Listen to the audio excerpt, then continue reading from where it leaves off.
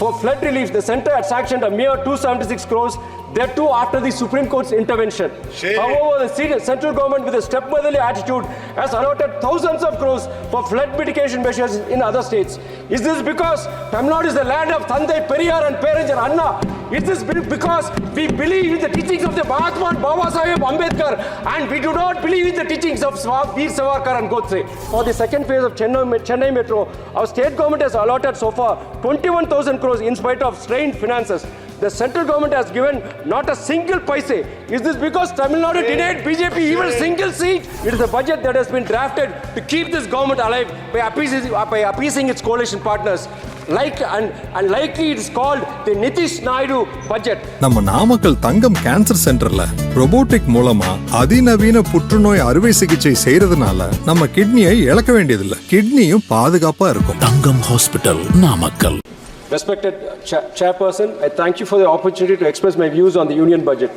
The Indian Constitution clearly affirms India as a secular, socialist, sovereign and democratic republic, ensuring that its citizens get liberty, equality and justice. Federalism is an integral part of our republic that ensures diversity, peace, stability and mutual accommodation in a multicultural and diversified country like ours.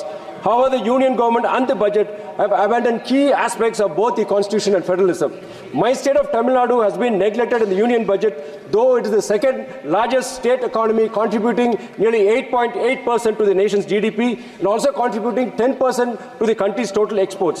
Though my state accounts for nearly 6% of the country's population, Tamil Nadu's share from the total divisible pool of central taxes has decreased to just 4%. In spite of numerous letters by our Honorable Chief Minister, Mr. M.K. Stalin, seeking 37,907 crores for flood relief, the centre had sanctioned a mere 276 crores, that too after the Supreme Court's intervention. However, the central government with a stepmotherly attitude has allotted thousands of crores for flood mitigation measures in other states. Is this because Tamil Nadu is the land of Thandai Periyar and Perenjar Anna? Is this because we believe in the teachings of the Mahatma and Baba Saheb Ambedkar and we do not believe in the teachings of Veer Savarkar and Godse? Sir, though a budget of rupees 24,930 crores has been allotted to MRTS and metro projects in this union budget, it is highly disheartening to note that the second phase of Chennai Metro and much awaited metro projects in Madurai and Coimbatore have not been mentioned. Out of 63,000 crores cost for the second phase of Chennai Metro, our state government has allotted so far 21,000 crores in spite of strained finances. The central government has given not a single paise.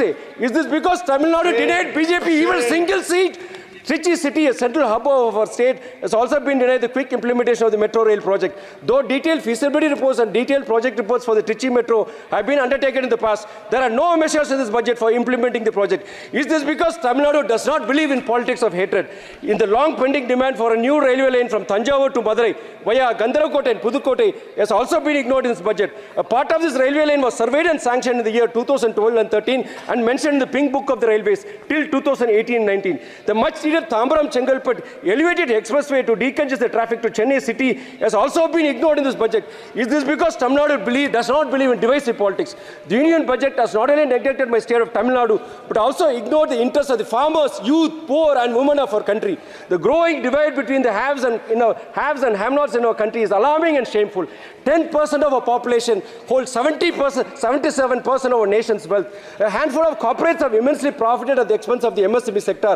A billionaire spends rupees 5,000 crores for his family's wedding, whereas more than 10,000 farmers commit suicide every year due to mounting farm debts. This budget fails to legalize the guarantee for MSP based on the MS Swaminathan Commission formula of C2 plus 50%. This budget also fails to provide pensions, waivers on farm loans, and compensation for more than 700 farmers who lost their lives during the 2020-21 farm protests. There has been no waiver of GST on farm inputs like seeds, pesticides, and fertilizers. The demand to reduce GST on pesticides from 18% to 5% has been ignored. The allocation for agriculture and allied sectors as a percentage of the total budget has been continuously declining from 2019 onwards from 5.4% to the present 3.15%. In a stark contrast to the all is well story by the union government, unemployment ratios and inflation, the two indicators of the nation's economy, portray a very grim picture. Unemployment ratio is at an all-time high of 9.2%. Food inflation has crossed the 10% barrier. India ranks a pathetic 111 out of 125 countries in the global hunger index. This government for the past 10 years boasts of its love for the Indian youth. However, more than 10,000 youth commit suicides every year due to stress caused by mounting education loans, unemployment and a faulty education system plagued by question paper leaks and scams.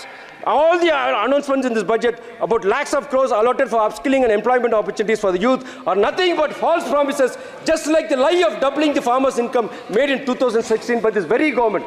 I would like to conclude my speech by saying that this budget... Sir, just 1 minute, sir. 1 minute, sir. I would like to conclude my speech by saying that this budget is not a budget for the farmers, poor, youth and women. On the contrary, it is a budget that has been drafted to keep this government alive by appeasing its coalition partners. Likely it is called the Nitish Naidu budget. I also say this budget, sir, it aids crony capitalism. It is a budget that goes against the basic tenets of the Constitution, that is equality and justice. It is a budget that goes against the spirit of Ambedkar's federalism. I humbly request the union government to transcend political boundaries and ideologies to serve the common man and this great country, sir. Thank you, sir. Thank you.